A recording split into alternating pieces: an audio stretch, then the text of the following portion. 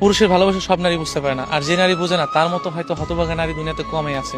আপনি দেখবেন কি রাস্তায় অনেক পাগল বসে থাকে বা পাগল থাকে, যারা হয়তো কোনো না কোনো নারীর মায়ে পড়ে পাগল হয়েছে, কিংবা কোনো না কোনো নারীকে এমনভাবে ভালোবেসেছে, সেই নারীর ছলনাটা বা সেই নারীর মানে চলে যাওয়াটা, বিচ্ছেদটা সে মেনে নিতে পারে না দেখে হয়তো রাস্তায়। আমি এমন অনেক পাগল দেখছি।